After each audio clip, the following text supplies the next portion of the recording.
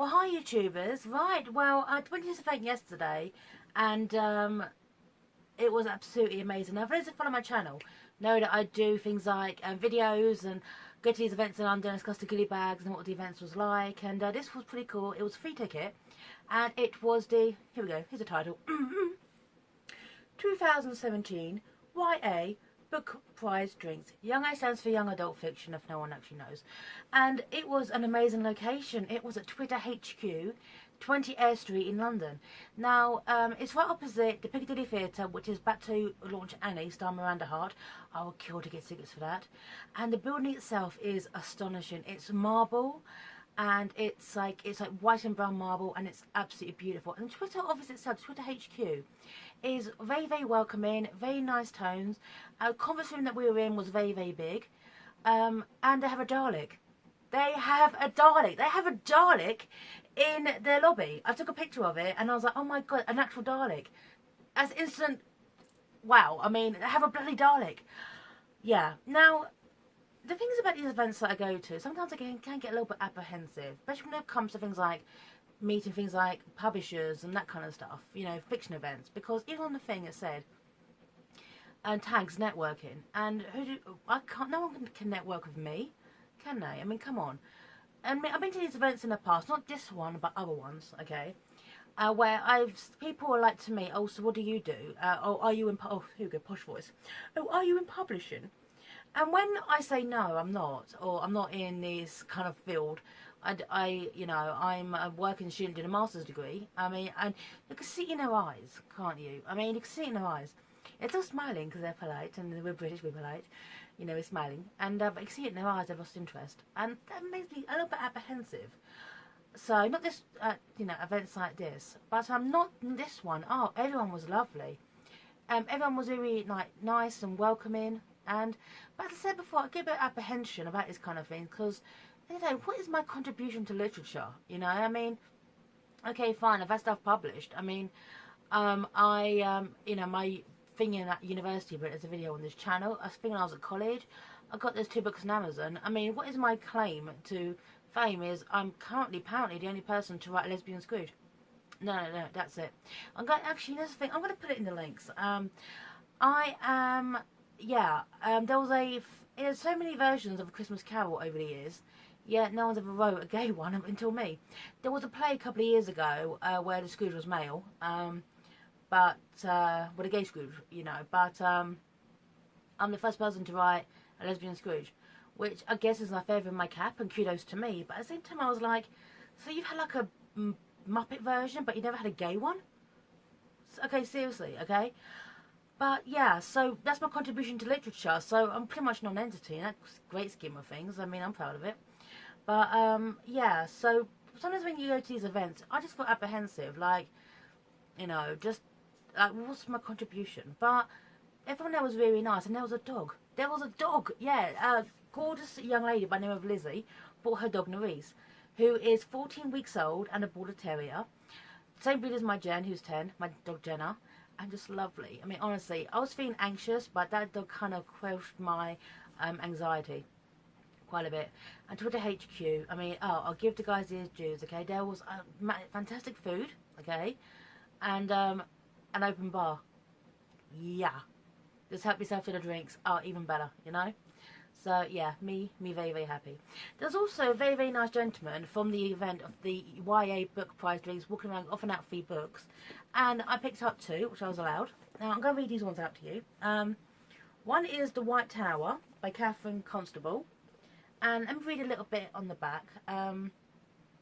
Livy's best friend has died.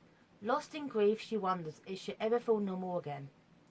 She starts at a new school at Temple College. By day, she struggles to fit in, and by night she's inexplicably drawn to the roof of the ancient White Tower.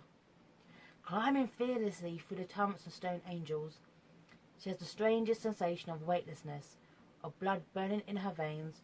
Up here somehow, it's as if she might fly. That's that book. Looks pretty awesome. Yeah. And the second one this lovely young gentleman gave me was The Elites by Natasha Negan. Here we are. I'll read this blow out to you too. Hundreds of years into the future, the only city that has survived is near Babel, a melting pot of cultures and people and fear and discrimination. As a red and ethnic Chinese, Silver could never have dreamed of becoming an elite, a guard of the city councils. Sorry, a guard of the city council, there you go. Yet she's now on the brink of her first major covert assignment. There you go, that's that one, the elites. Yeah, see? Yeah. Now, there was an author talk as well, and let me just discuss the authors at this event, okay? Here we go, here's the list. Now, the YA10, the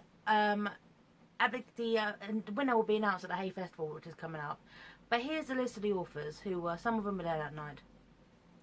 Sarah Bernard, Marjorie Blackman, Claire Finesse, Laura Eve, Lisa Heathfield, Patrice Lawrence, Peter O'Gillen, Francesca Simon, Martin Stewart, Alex Whitley. Yeah, and a lot of these authors were there, and they were all very, very nice. There was a fantastic author talk as well, which I'm going to mention, that basically says the difference between young adult fiction and typical fiction. Whereas typical fiction, adult fiction looks back to the past, but you can't have a future until you fix your past. Okay, that's the typical theme. Whereas young adult fiction is always moving forward. I mean, they've said so many different genres of books in young adult category, but majority of them are always looking ahead. That's good advice, actually, if you're trying to write something young adultish for your dissertation. Yikes. Yeah, I know. So, yeah, it was a really nice event. And I got chatting to Patrice Lawrence, and her husband as well. And they're really nice. And I will hope. I've actually read her book Orange Boy, which I do give a shout out to. It's a fantastic, fantastic book. But the actual free books, now, it was only a goodie bag. Now, the paper, it was a paper bag, was sadly got wet in the rain, so it kind of disintegrated. But there was a goodie bag, and you basically, it was like one per person, but they had more goodie bags than they have of people there. So, yeah, they were pretty much told to help yourselves. So I did. I know I'm bad. Okay, so these are the ones I had in my goodie bag. Okay, here we go. This is a sequel to a book, and now I've got to go and buy the original book. The Witch's Tears by Catherine Elizabeth Core. Here you go. Sequel to The Witch's Kiss. Here you go. Alright, let me read the blurb in the back. Only a bit though, okay? Because I've got a feeling if I read the first one, this one actually spoils it. Here we go.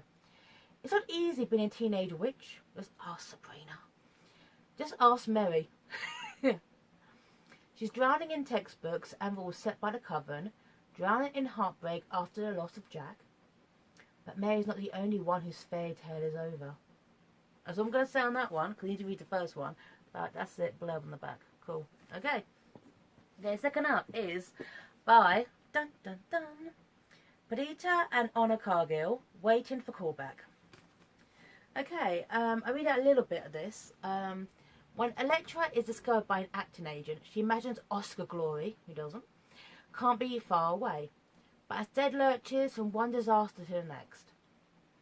Just how many times can you be rejected for parts of the Dead Girl #3 without losing hope? Backstage, things aren't going well either. She's fallen out of her best friend, remains firmly in the friend zone with her crush, and her parents are driving her crazy. I like that. It's a story of a young girl trying to break into acting, which is one of the hardest industries you can try to break into. So yeah, that looks pretty cool. Okay, next one, yeah, so different, I know, is Lydia, the Wild Girl in Pride and Prejudice.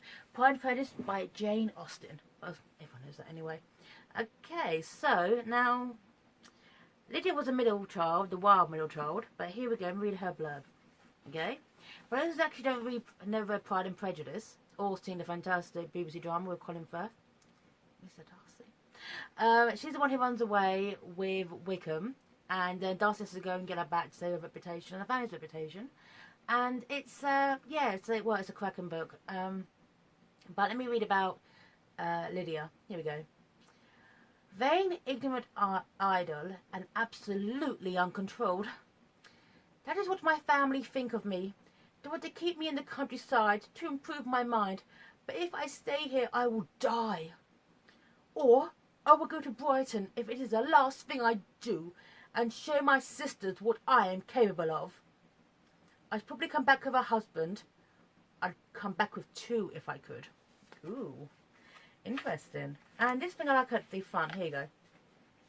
Hertfordshire, 1811. But really decades behind the civilised world, because we are in the depths of the English countryside where nothing ever happens. I like that. Oh, and it's by Natasha Farrant. There you go. Now, one thing I like is Pride and Prejudice has been adapted and adjusted many, many times. And Rosie Rushton has done adaptations. There's a BBC drama. There's Bridget Jones's Diaries. Hey, there's Pride and Prejudice and Zombies.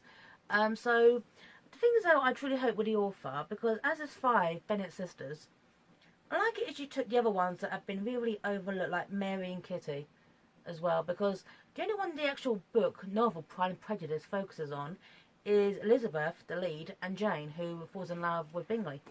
So yeah, so and I had a really, really good night at this. Hey, I got books and I met great people, and you know, I met Lizzie and Louise, and the authors all fantastic, and I wish them all the best at the Hay Festival. And there's one also quite awesome thing. Me being me, was actually the last person to leave, or one of the last like groups going out at 9. So they let me take a bottle home. Twitter gave me a bottle of wine. Did I go? Kudos. Yeah, so I managed to grab a bottle, and they said I could, by the way, of Tierra de Lobos, 2013.